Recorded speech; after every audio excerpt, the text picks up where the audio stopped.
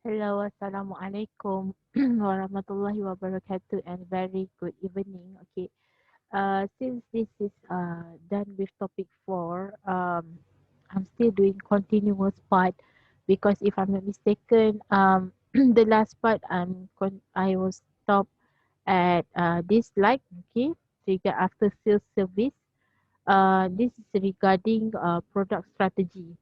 Okay, so I continue and maybe I should recap back. Okay, this is how the marketers out there doing their product strategy by having what is the product attributes in terms of the quality and their design. Okay, and in terms of their trade name. Okay, as I tell you before, maybe like Walt Disney products or maybe Mickey Mouse. Okay, this example trade is under trading name or trade name, and then like brand name like Gucci, Prada. Okay, all the kinds of luxury and expensive products. Okay, and then we do have also packaging in terms of how we ensure that the product is quality sometimes and somehow the customer see the packaging itself and the packaging looks like very expensive, okay, very luxury, and also the packaging ensuring that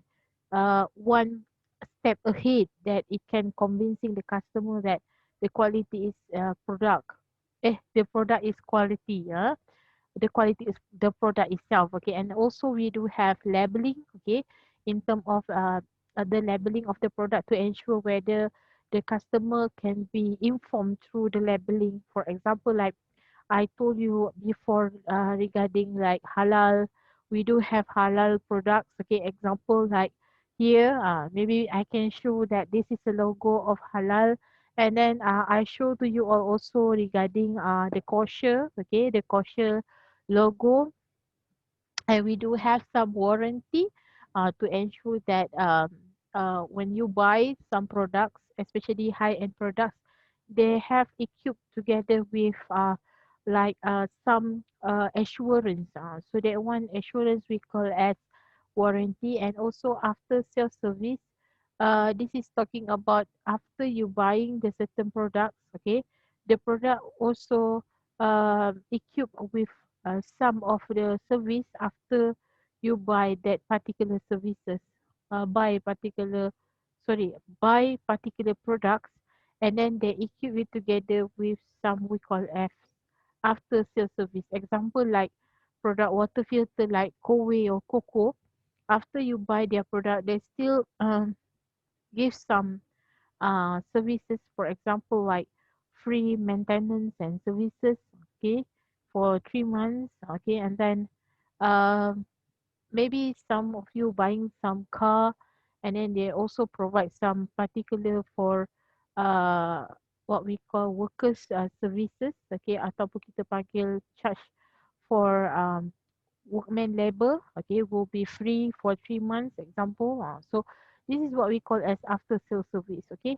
And so do like some customer buying furniture from IKEA or maybe another furniture producer, right? They do will provide you with together like service, delivery service, the furniture and so forth. So that one we call as after sales service, okay.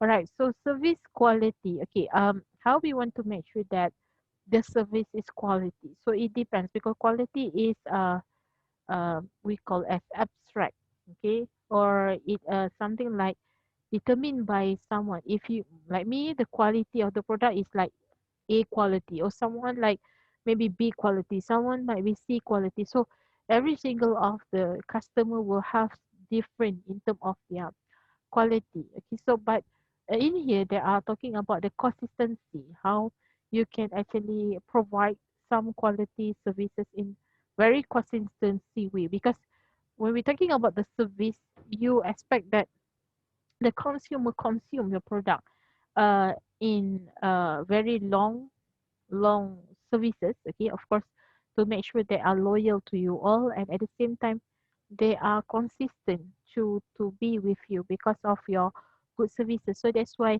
in ensuring that you will serve them by having what we call as how to say that, in terms of the consistency, especially like speed of service delivery, for example, right? To that is to make sure that the consistency. If let's say today is you are quick, tomorrow you are late, and then third day maybe you are late, so people will not see the consistency in there.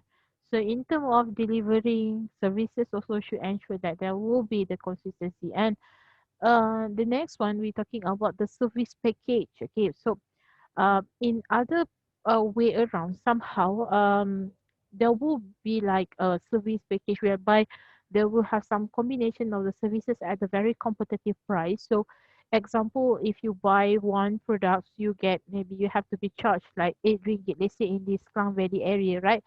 So the product will be charged for like 8 ringgit for the delivery charge, but let's say you will be like consume a service like 2 units and above, so they will give some like free delivery charge on that. And then somehow maybe if you buy two and more, you will get more reasonable price at very competitive price. So this is what we call as service package, okay? Because they want to attract you to buy the product with the very uh at the same time with the very competitive price. Okay, you will be like, I think that it's like if I buy one, it's like very loose in that. So if I buy two, it's more like value added. So this is how we call as service package. And when we're talking about the service differentiation, offering that is unique, that can be differentiated from the competitors. So this is what we call as how uniqueness and also differentiation way, because we able to differentiate, okay, your services from the other kinds of your competitors. Example like IKEA. Okay, I always give this IKEA example because it's not my some attentions there, because they do provide like DIY, do it yourself. Okay, let's say you want to buy and purchase certain products. Example like furniture, of course, it depends, because some they will be provide some partial, and at the end you have to do it yourself at home, right? The one you can get from the warehouse. Let's say like products like you buy like bowl or something like more on glasses materials, right? So you can have to go to their counter at the back, if I'm mistaken, after you pay to the cashier, and then you are being likely to do your own self-service to pack it things with like pepper, and then put in the box, and then you can have like packaging that with your own desire in there. So that is one is, I can say that offering very unique, because you as the customer be a part of them, and then you can differentiate in terms of do it yourself services compared to the other furniture producer. I believe this is how the way of the layout, even though you go to IKEA, actually you are like likely you are going like to the warehouse, indirectly, but customer willing to do that because they feel something like great satisfaction. At the same time, they can have some like uh you know um what we call in that particular name like icing. You boleh you can see, and you can have something like window shopping there, where you can have some idea on how to decorate your house, okay? Because the interior designer is doing their job in there, right? So this is the thing, okay, that service the differentiation that IKEA can provide compared to the another what we call as furniture producer. And uh some other way around, there are also like after sales service is follow up. For example, like this is what from my experience before, when we buy car, let's say, right? So there will be customer service keep calling you and asking you about how the progress of the car, okay? And during you are buying the in the decision to make to buy the car, do the salesman provide like very complete picture or complete information about how to use it, where to go if you want to refer to your services and so forth, and what you to do if let's say in emergency, let's say. So do you been given some sufficient information now? So this is what we call as follow up, okay? And you want to ensure that the customer and the consumer have some sufficient knowledge in terms of after that, but while buying your product. So there is follow ups, okay? And you can get also some particular like their feedback and response towards. buying the products. Okay, so we're moving to the third strategy. Okay, just now it's about the product. I don't know whether that one is first one. I think that one is first one. So this is the second one. So they're talking about the pricing strategy. Okay, so it's about second four piece. Okay, price is the value exchange between the seller and the buyer in order for the buyer to possess, use or experience the product or service offered. I'm so sorry. I want to drink a little bit because it's quite hot in here and somehow we have to drink a lot now. Student, sorry, sorry. Him. I drink after that I recite Bismillah, mashallah, sorry. Okay, so yeah. Um Where are we? Okay, price is the value exchange between the seller and the buyer in order for the buyer to possess, use, or experience the product or service offered. Okay, so this is about the transaction, right, between the customer and also the buyer, whereby when they have this transaction, there will be have selling and buying. Okay, so when we're talking about these things, okay, of course, somehow when the buyer is buying the product, they will possess the product, they will use it and experience it, and then will give them some response to the seller. And if the service, they will give experience what they use of that product. So this is what we call as the price that we have to pay for it, right? And most often, price is in the form of the monetary value paid by the buyer to obtain the product or service, of course.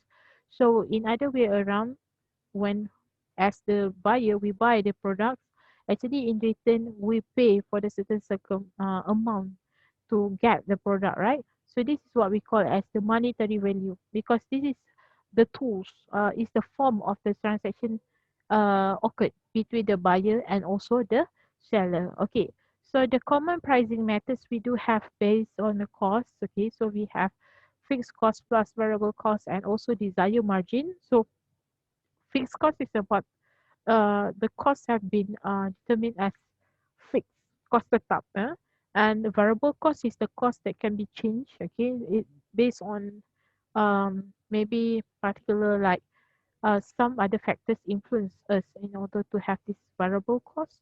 And then also desired margin, how much you want to increase in terms of marginal cost, maybe 5%, 10%, 15% from the fixed cost plus variable cost. Okay, and of course it's based on the perceived value, how the value of the product during this time.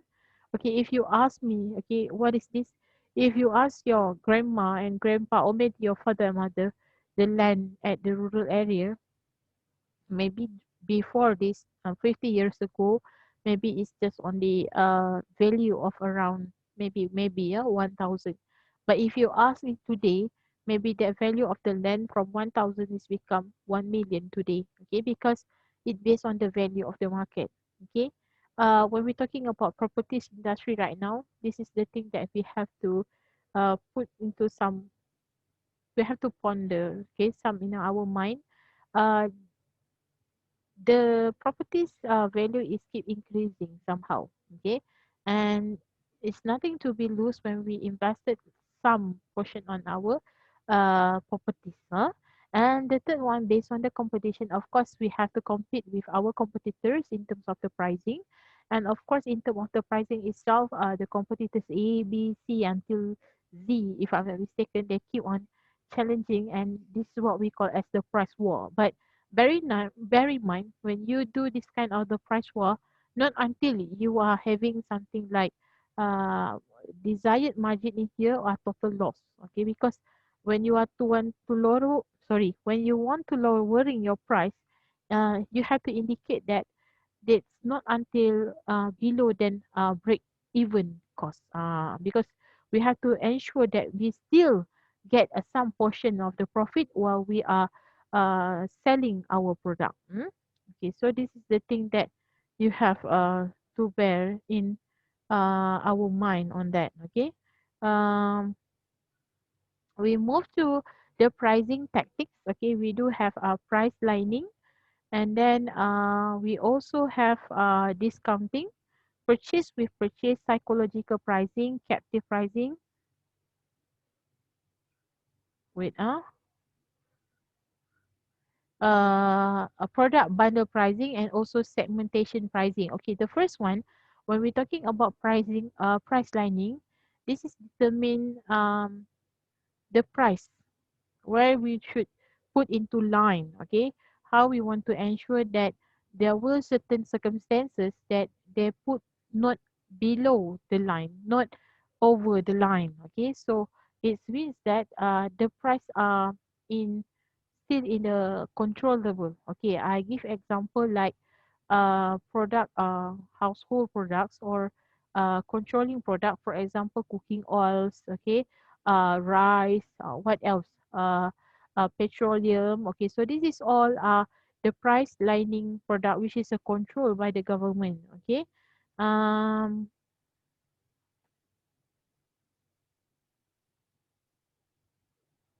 sorry, yeah. Okay, so the second one, we're talking about discounting. Okay, discounting is talking about you give some discounted price for 20%, 30%, let's say year-end sales. Okay, that is discounted products. Purchase with purchase, let's say you buy the first mineral water, maybe 1 ringgit, and when you want to offer the second one, you offer 50 cent.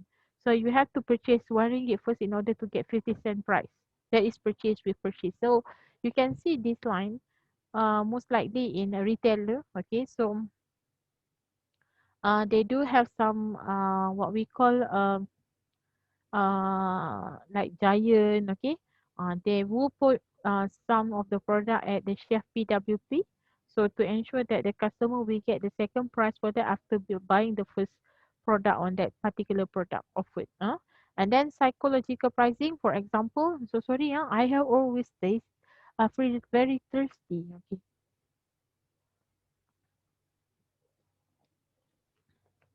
maybe it's too hot out there. Okay, so the fourth one we're talking about psychological pricing. This is talking about um 399, 299. Okay, even though people say this is cheaper, it's 2 ringgit and 20 cent, but one more cent is goes to 3 ringgit. So that is psychological pricing. So captive pricing, for example, you buy the first maybe the products, for example, like mostly like personal care product like deodorant, for example, the first bottle is 9 ringgit, and you see the second pack 9 ringgit, 50 cent plus with you get free bottle of that deodorant. With the two, then you get 9.50 cents. But if you buy one bottle, it's 9 ringgit. So that one is captive pricing. Okay, you try to captive some attentions of the customer by having something like additional product. After all, even though for 50 cents the difference, but can you imagine if you have that 100 customer, how much is good? Is already have 50 ringgit more than, and then product bundle pricing. Okay, mostly when we buy in a bulk, in a bundle, right? So the product is more lower cost. So if you buy, let's say 1 unit, maybe it's like more pricey. Maybe like the product is goes like 10 ringgit. Okay, but if let's say you buy in a bulk, okay, maybe that product is already from 10 ringgit, it's already maybe 10, 5 ringgit per item, or maybe it can be lower up to 2 ringgit. Mostly product bundle pricing is goes like mostly like to those who are doing business. Okay, they want to take in bulk, so the pricing will become lower when you able to take in a a large quantity. And for the segmentation pricing, we segmented pricing based on maybe demographic, for example, like age. Okay, for those who are above 60 years old, if I'm not mistaken, in Malaysia, it's called as golden age. Actually, not golden age, bukan warga emas. Yeah, it's warga emas, but we not call a golden age, but we call as the veteran and special age. So they got something like when they ride something like public transport, they got half price. For example, they use like flight, okay, flight services, or maybe they use train, they use bus, okay, ETS, LRT. So they got something like half price after they show their identity card to the counter, so they get some segmentation pricing on that. Or maybe segmentation pricing is goes to like a student's price, fare ticket, okay, um flight ticket, okay, or maybe you go to some entertainment like GSC, okay, cinema, right? You show your metric card, you get also uh, discounting. I can say segmentation pricing based on the students, And if I'm not mistaken, if you the one who like to go like not all fast food like particular like restaurant, Soul Garden, okay, you can see like you can show your metric card, you also get discounted price for the students. Okay, I do remember a long time ago when I as a student we enjoy this particular status, right? When we already work, we say, oh, well, we don't have any more to become students. So even though we show our metric card or maybe our staff card is not value anymore, we can't get this segmentation pricing, right? Okay, so we go to factors to consider. Um, when setting price. So we do have some particular of these factors. We have marketing objective, demand and supplies, and also we have the competitors pricing. So when we're talking about the marketing objective, what the marketers is actually aimed to. So of course, the marketers will do on the part to make sure that they have fixed price, variable price, and also marginal price to make sure it's not lower price. Okay, not until up to we lose at the below than break even price. Yeah. And then in terms of demand and supply, of course, when we want to setting the price, when we have high demand, of course, the price can be lower. And so do with the supply, we can get a high supply, we can lower the price. But it depends how well that the supplier can give in you at a very reasonable and also efficient cost. And the last one, we're talking about the competitors pricing. In terms of the pricing between the competitors, we want to beat them in terms of the price one, but we have to ensure that we are not just competing only up to the particular that we have to die, okay, to lose in terms of this price, okay. And the place or distribution strategy, okay, this is the third piece. Place strategy refers to the decision made on the locations of the business, and the choice of the location is crucial for most brick and mortar businesses. So of course, when we're talking about brick and mortar businesses, they are referring to those particular business to have the what we call physical store. Okay, physical store meaning to say you have tangible stores, but it's a different from brick and click business, because brick and click business is mostly referring to the online business, so you wouldn't have so much trouble compared to brick and mortar businesses, because brick and mortar businesses mostly referring to the tangible, which is have physical store. You have to pay for the rental cost, you have to pay for certain services, maintenance, and so forth. So you have to pay your workers. So they need a lot, okay? But so do like brick and click businesses like online business. So we have to pay our workers, but we are not necessary to pay in terms of the rental cost. And in terms of the channel of distribution is a network developed to ensure that product or services reach the target customer. So this is very important because we have to know that in terms of when the customer know where we are. So this is a very important to ensure that the customer can access us. Okay, they can achieve us. Okay, remember we have SMART in the goals, right? So when we're talking about SMA, okay, accessible or achievable, meaning to say we have to make sure that especially the customer can access us. And the last one, distribution strategy for the consumer product and industrial product may vary. Of course, when we're talking about consumer product itself, right? I believe like Tesco right now, what they have done actually a long time ago before COVID-19, they already embarked in this certain strategy by having doing delivery consumer product to the house. Okay, so you just click on your Tesco website. Okay, you can choose your vegetable, fish, meat. But I'm the one who are still determined on this particular traditional processes on buying certain product from consumer product, right? I like to go to the physical market. I like to pick and choose my fish, my meat, chicken inside. They compare to ask for the particular stuff in order from Tesco, let's say, to choose for me. Satisfaction is still have some gap and loop there where we ask other people to buy on behalf of us, right? And for the industrial product, of course, like mostly like high end products like photocopy machines, okay, maybe with the particular machineries or tools, okay.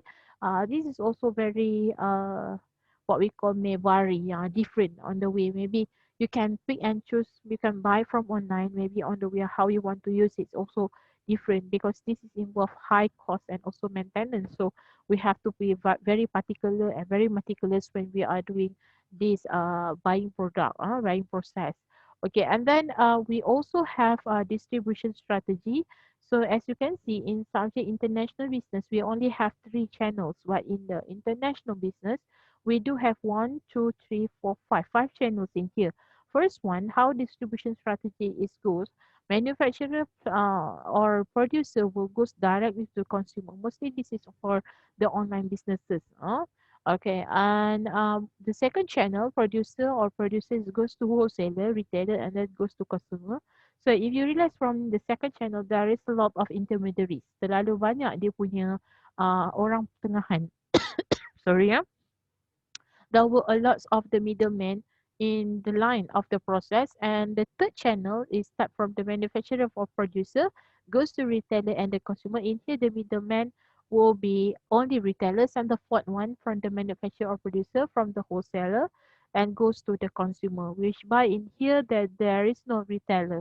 And the fifth one is more on e-commerce.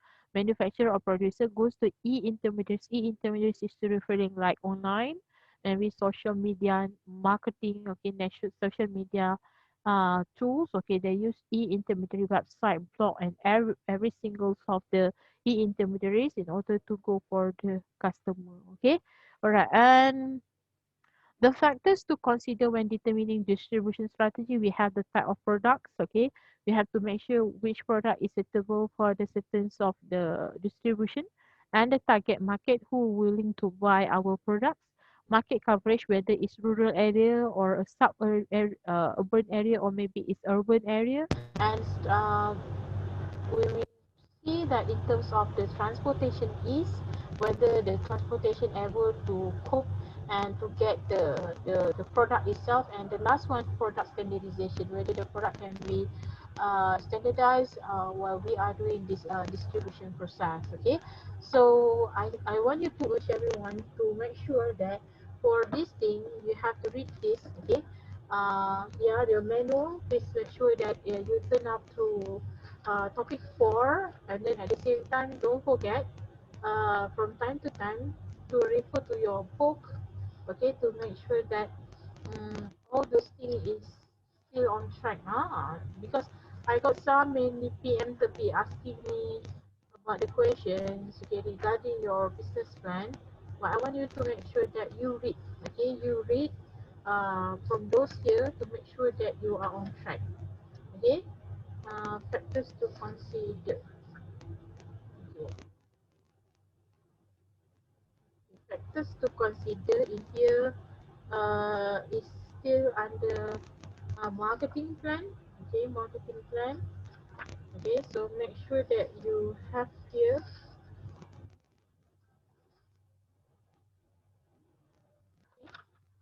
And yeah, we'll continue promotion strategies after this, as I mentioned before this, and I will get right back to you.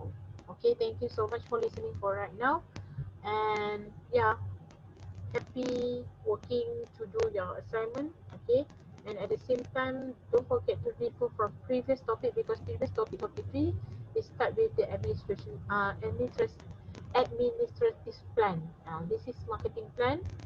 Topic 4 is marketing plan, promotion, operation plan, and also financial plan. Okay, thank you. Assalamualaikum.